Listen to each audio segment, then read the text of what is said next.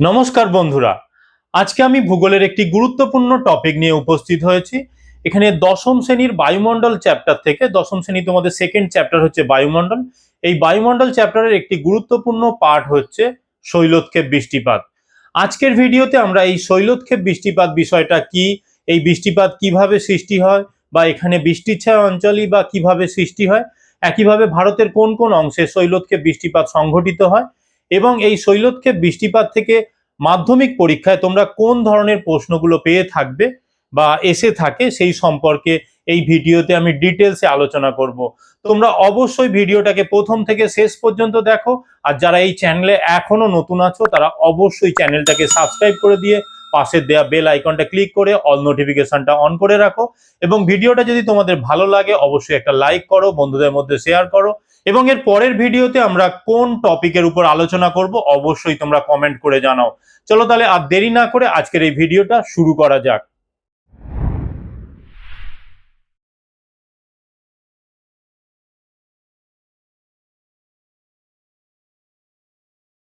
Video শুরুর প্রথমে আমরা শৈলোৎক্ষেপ বৃষ্টিপাত বিষয়টা কি বুঝে নেওয়ার চেষ্টা করব।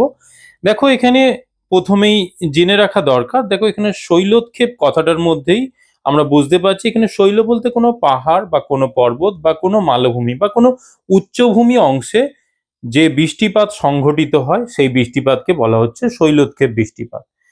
এখানে দেখো কোনো একটা অংশে যখন ধরো আমাদের এই অংশে যদি আমরা দেখি কোনো উচ্চ মালভূমি বা কোনো পাহাড় বা কোনো পর্বত অবস্থান করছে, তাহলে সেই পর্বতে কি হচ্ছে না জলীয় বাষ্পপূর্ণ বায়ু উপরিভাগে উঠে ধীরে ধীরে ঘনীভূত হয়ে মেঘ বা বৃষ্টিপাত রূপে যখন নেমে আসছে, তাহলে সেই বৃষ্টিপাতটাকে বলা হচ্ছে শৈলোৎক্ষেপ বৃষ্টিপাত।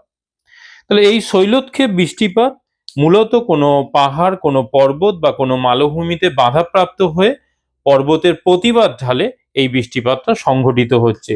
তাহলে এখানে আমি তাহলে যে ছবিটা এঁকেছি, তাহলে এই অংশে আমরা যদি দেখি তাহলে এটা হচ্ছে আমাদের প্রতিবাদ ঢাল,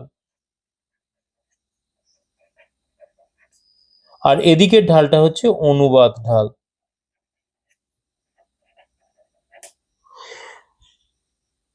এবারে দেখো এখানে যে পাশের যে জলাশয় রয়েছে সেখানে আমাদের বঙ্গোপসাগর হতে পারে, আরব সাগর হতে পারে, বা ভারত মহাসাগর হতে পারে। তাহলে এই জলভাগ থেকে জলীয় বাষ্পপূর্ণ বায়ু উপরিভাগে এখানে কোনো পাহাড় বা কোনো পর্বতের গা বরাবর উঠে ধীরে ধীরে সেটা মেঘ বা বৃষ্টিপাত রূপে নেমে আসছে। তাহলে এই অংশে যে বৃষ্টিপাতটা ঘটাচ্ছে সেই বৃষ্টিপাতটাকেই আমরা বলছি শৈলোৎক্ষেপ বৃষ্টিপাত। আশা করি এটা বুঝতে পেরেছো। এবারে আমাদের প্রশ্ন এসে থাকে মাধ্যমিক পরীক্ষায় যে এই শৈলোৎক্ষেপ বৃষ্টিপাত কিভাবে সংঘটিত হয় বা এর উৎপত্তির পেছনে কি কি কারণ আছে। তাহলে এখানে শৈলোৎক্ষেপ বৃষ্টিপাত যদি আমরা খুব ভালো করে দেখি তাহলে এখানে 5টা স্টেপে আমরা পুরো শৈলোৎক্ষেপ বৃষ্টিপাতটাকে আমরা আলোচনা করতে পারি। একদম প্রথম স্টেপ কি আছে না, দেখো এই যে সমুদ্র বা জলভাগ আছে, তাহলে এটা আমাদের আরব সাগর হতে পারে বা বঙ্গোপসাগর হতে পারে। আমরা যদি এটাকে আরব সাগরই ধরে নিই, তাহলে এই আরব সাগর থেকে কি হচ্ছে না জলীয় বাষ্পপূর্ণ বায়ু আমাদের পাশের যে স্থলভাগ আছে, অর্থাৎ এখানে এই অংশটা আমাদের যদি উচ্চচাপ অংশ হয় তাহলে উচ্চচাপ অংশ থেকে নিম্নচাপের দিকে বাহিত হচ্ছে। তাহলে এটা আমাদের প্রথম স্টেপ। একদম স্টেপ ওয়ানে এখানে সমুদ্র বা জলভাগ থেকে জলীয় বাষ্পপূর্ণ বায়ুটা, এই আর্দ্র বায়ুটা কি হচ্ছে না প্রবাহিত হয়ে কোনো একটা স্থলভাগের দিকে বা কোনো একটা নিম্নচাপযুক্ত অংশের দিকে বাহিত হচ্ছে এই উচ্চচাপ অংশ থেকে। এবারে কি হচ্ছে দ্বিতীয় স্টেপে এসে আমরা দেখতে পাচ্ছি এই জলীয় বাষ্পপূর্ণ বায়ুটা কি হচ্ছে কোনো একটা পাহাড় বা কোনো একটা পর্বত বা কোনো একটা উচ্চভূমিতে সেটা বাধাপ্রাপ্ত হচ্ছে। তাহলে এখানে দ্বিতীয় স্টেপে আমরা বাধাপ্রাপ্ত হতে দেখছি। এরপরে 3 নম্বর স্টেপে এই যে দ্বিতীয় স্টেপে যে বাধাপ্রাপ্ত হলো, এই বাধাপ্রাপ্ত হয়ে কি থেমে যাবে? না, থেমে যাচ্ছে না। তৃতীয় স্টেপে কি করছে না এই পাহাড় বা পর্বতের যেদিকে ঢাল আছে তাহলে সেই ঢাল বরাবর সে কি হচ্ছে ধীরে ধীরে উপরের দিকে উঠতে শুরু করছে। তাহলে এখানে 3 নম্বর স্টেপে এসে আমরা দেখতে পাচ্ছি কোনো একটা মালভূমি বা কোনো পাহাড় বা কোনো পর্বতের যে গা বরাবর বাধাপ্রাপ্ত হচ্ছে সেই ঢালটাকে আমরা বলছি প্রতিবাদ ঢাল। তাহলে এই প্রতিবাদ ঢাল বরাবর কি হচ্ছে না ওই জলীয় বাষ্পপূর্ণ বায়ুটা বাধাপ্রাপ্ত হচ্ছে। এবারে বাধাপ্রাপ্ত হওয়ার পর কি হচ্ছে, সে ধীরে ধীরে এই অংশ বরাবর উপরের দিকে উঠছে। এবারে উপরের দিকে যত উঠতে থাকবে তত কি হচ্ছে, উপরের দিকে আমাদের ট্রপোস্ফিয়ারে কি আছে না, আমাদের ট্রপোস্ফিয়ারে যত উচ্চতা বৃদ্ধি পাবে তত উষ্ণতা কি হবে, হ্রাস পেতে থাকবে। এবং সেটা প্রতি কিমিতে, প্রতি 1 কিমিতে আমরা দেখতে পাচ্ছি 6.4 ডিগ্রি সেন্টিগ্রেড হারে উষ্ণতা হ্রাস পাচ্ছে। তাহলে এই ঘটনাটাকেই আমরা বলে থাকি নর্মাল ল্যাপস রেট বা আমাদের স্বাভাবিক তাপ হ্রাস হয়। তাহলে এই যে উষ্ণতা আমার উচ্চতা বৃদ্ধির সঙ্গে সঙ্গে হ্রাস পাচ্ছে, তার ফলে কি হচ্ছে না এই জলীয় বাষ্পপূর্ণ বায়ু যেটা উপরের দিকে উঠছিল, তাহলে তার তাপমাত্রার ক্ষেত্রে পরিবর্তন ঘটছে।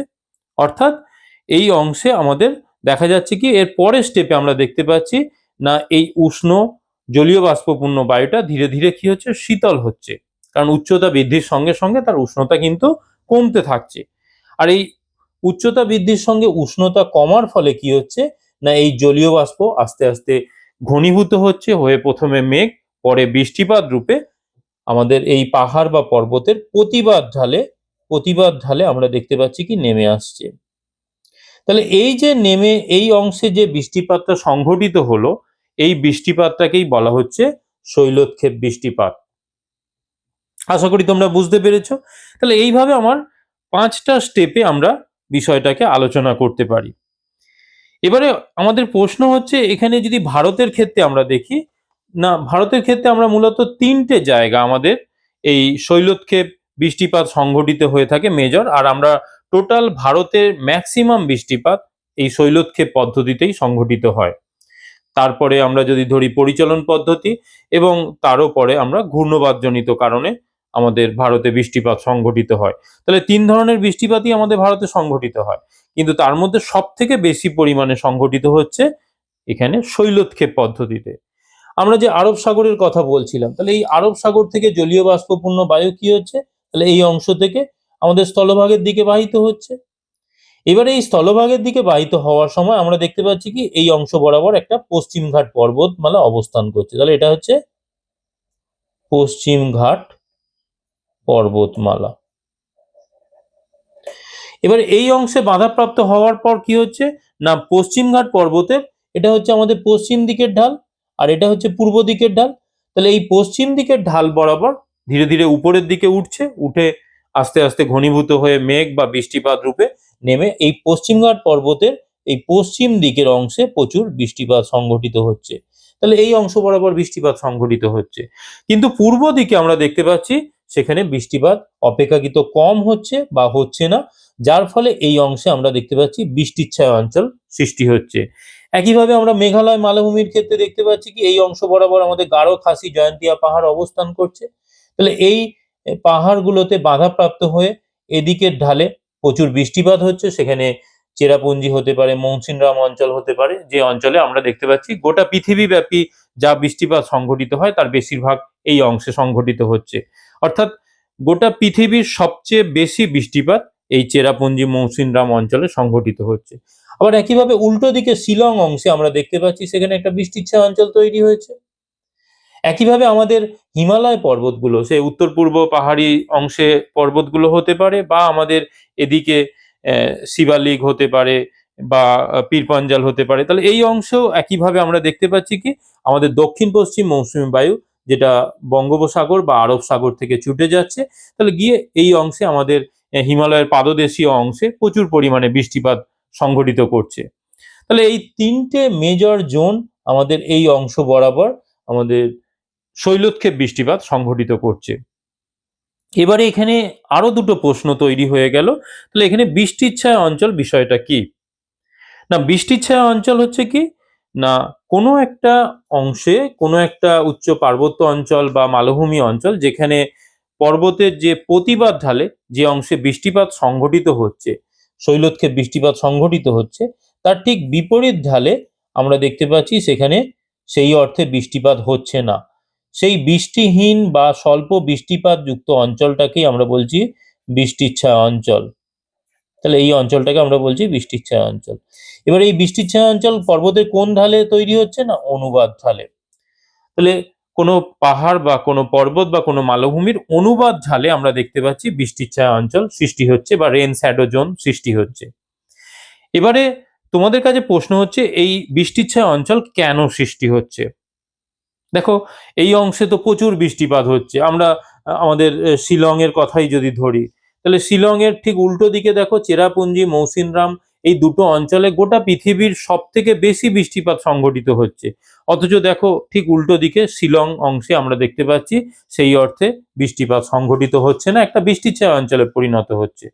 তাহলে এখানে বৃষ্টির ছায়া অঞ্চল সৃষ্টি হওয়ার ক্ষেত্রে প্রধানত দুটো কারণ আছে। তার মধ্যে ১ নম্বর কারণ হচ্ছে কি না, এই যে জলীয় বাষ্পপূর্ণ বায়ু। তাহলে ১ নম্বর আমরা বলতে পারি কি জলীয় বাষ্পপূর্ণ বায়ু।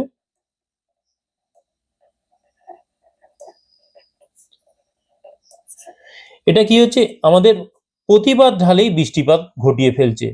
যার ফলে কি হচ্ছে অনুবাদ ঢালে যখন আসছে তাহলে এই জলীয় বাষ্পপূর্ণ বায়ু আর থাকছে না। অর্থাৎ জলীয় বাষ্পের উপস্থিতিতে বায়ুতে খুব একটা থাকছে না বা খুব কম পরিমাণে থাকছে। এর ফলে কি হচ্ছে না, এই জলীয় বাষ্পপূর্ণ যতটুকু থাকছে সেটুকু যখন আমাদের উপরিভাগ থেকে কোনো পাহাড় বা কোনো পর্বত বা কোনো মালভূমির উপরিভাগ থেকে নিচের দিকে যখন নামবে, তাহলে ট্রপোস্ফিয়ারের ক্ষেত্রে আমরা উচ্চতা বৃদ্ধির সঙ্গে উষ্ণতা হ্রাস পায় বলেছি। তাহলে নিচের দিকে নামলে কি হবে? উষ্ণতা আস্তে আস্তে বৃদ্ধি পাবে। তাহলে উষ্ণতা এখানে প্লাস ঘটবে। এর ফলে কি হচ্ছে না, যেটুকু জলীয় বাষ্প থাকছে সেটাও পুনরায় বাষ্পীভূত হয়ে যাচ্ছে। তাহলে বাষ্পীভূত হয়ে উপরের দিকে উঠে যাচ্ছে। তাহলে মূলত এই দুটো কারণে এখানে ১ নম্বর হচ্ছে কি জলীয় বাষ্পপূর্ণ বায়ু সেই অর্থে থাকছে না, আর ২ নম্বর হচ্ছে উষ্ণতা বৃদ্ধি।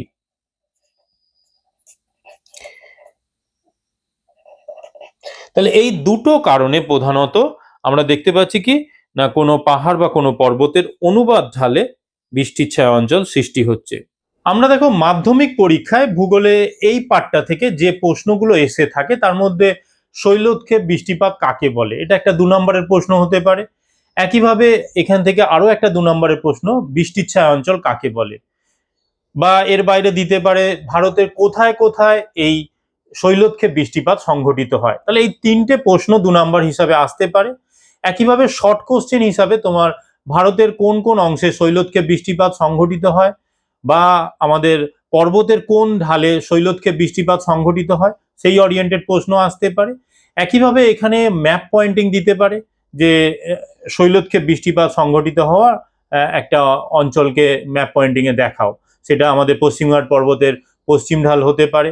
একইভাবে আমাদের শিলং অংশ এখানে যে বৃষ্টির ছায়া অঞ্চল আছে সেটা দেখাতে হতে পারে, বা আমাদের পশ্চিমঘাট পর্বতের পূর্ব ঢালে বৃষ্টির ছায়া অঞ্চল হিসাবে সেটা আমরা দেখাতে পারি ম্যাপ পয়েন্টিং হিসাবে, বা এদিকে বৃষ্টিপাত প্রচুর হচ্ছে যেটা সেই অঞ্চলটা আমরা দেখাতে পারি। একইভাবে মেঘালয় মালভূমির ক্ষেত্রে চেরাপুঞ্জি, মৌসিনরাম যে অঞ্চলগুলো প্রচুর বৃষ্টিপাত হচ্ছে সেটা যেমন দেখাবে, একইভাবে বৃষ্টির ছায়া অঞ্চল হিসাবে এখানে শিলংকে আমরা দেখাতে পারি। তাহলে এই অংশগুলো আমাদের ম্যাপ পয়েন্টিং হিসাবে আসতে পারে। একইভাবে বড় কোশ্চেন তোমাদের ৫ নম্বরের কোশ্চেন হিসাবে দিতে পারে এখানে শৈলোৎক্ষেপ বৃষ্টিপাত কিভাবে সৃষ্টি হয়, সেখানে শৈলোৎক্ষেপ বৃষ্টিপাত বিষয়টা কি বলে তার কিভাবে উৎপত্তি বা সৃষ্টি হচ্ছে সেই সম্পর্কে আমরা ছবি দিয়ে ডিটেলসে উদাহরণ সহ আলোচনা করতে পারি। একইভাবে এখানে একটা ৩ নম্বরের প্রশ্ন হতে পারে যে বৃষ্টির ছায়া অঞ্চল কিভাবে সৃষ্টি হয়। তাহলে এই প্রশ্নগুলো আমাদের এই পরীক্ষায় আসতে পারে, মাধ্যমিক পরীক্ষায় বিগত বছরগুলো যে প্রশ্ন এসেছে তোমরা সেই প্রশ্নগুলো যদি ভালো করে দেখো তাহলে মূলত এই প্রশ্নগুলো এই পাঠ থেকে এসেছে। বন্ধুরা, এই ছিল আজকের আমার ভিডিও। এই ভিডিওর মাধ্যমে আমি তোমাদেরকে শৈলোৎক্ষেপ বৃষ্টিপাত সংক্রান্ত যাবতীয় বিষয়গুলো আমি আলোচনা করে দিলাম। ভিডিওটা ভালো লাগলে তোমরা অবশ্যই একটা লাইক করে দাও, বন্ধুদের মধ্যে শেয়ার করো, এবং এই চ্যানেলে যদি কেউ এখনো নতুন হয়ে থাকো অবশ্যই চ্যানেলটাকে সাবস্ক্রাইব করে দিয়ে পাশের দেওয়া বেল আইকনটা ক্লিক করে অল নোটিফিকেশনটা অন করে রাখো। চলো আজকের মতো ভিডিওটা এখানে শেষ করছি। Tata, bye bye.